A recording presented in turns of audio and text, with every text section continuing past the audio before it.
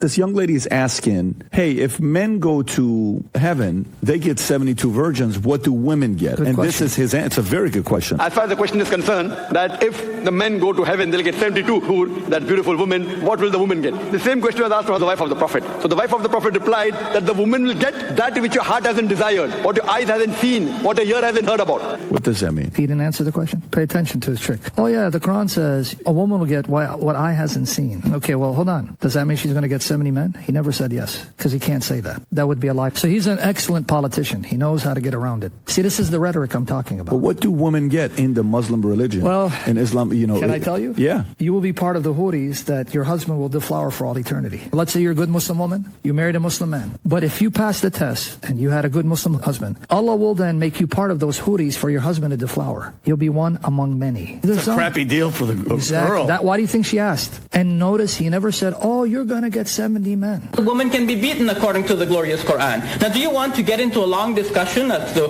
what is the position of women in the Quran and the Bible? I mean, we can do that. The book of Revelation, chapter 14, verses 4 and 5, shows that women will not enter paradise. He talks about Revelation 14. That doesn't work. Read the context. It's speaking of 144,000 of Israel who were specifically chosen for a task. After mentioning the 144,000, this is what you conveniently forgot. Revelation 7, verse 9, I looked, and there before me was a great multitude that no one could count, from every nation, tribe, people, and language, standing before the throne in front of the Lamb. They were wearing white robes and were holding palm branches in their hands, and they cried out in a loud voice, salvation belongs to our God who sits on the throne and to the Lamb. That's the context.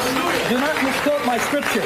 Most Muslims have no idea what Islam teaches. Most Muslims are shocked to hear when I say, oh, Hazrat Aisha, did you know she was 9 when Muhammad deflowered her? You're a liar. You're lying, right? But wait, then they say, well, it was acceptable at that time. Or, no, these are lies. These are later traditions. So not every Muslim is on board because not every Muslim knows. Now, here's the problem. If you're convinced it's the truth, you're stuck with it. Muhammad had at one time 11 wives. Every single wife of Muhammad, after he died, could never remarry again. That's in the Quran. You cannot have his wives after him. So he left some of them widows. Aisha was 18, they say, and others in their 20s widows, and some of them lived to their 50s without ever being able to marry, have children. And you're telling me he's a mercy unto mankind? Seriously? And what does it tell you about a man who had 9 wives and couldn't get any of them pregnant? Left them all childless and widows who could never remarry again. And he's a mercy unto woman? Where's the mercy in leaving these women without a husband or children for the rest of their days? That's merciful? Women have needs, right? They want companionship. They want intimacy. They want children. And he left them with none of that. And you're telling me he's a mercy unto mankind?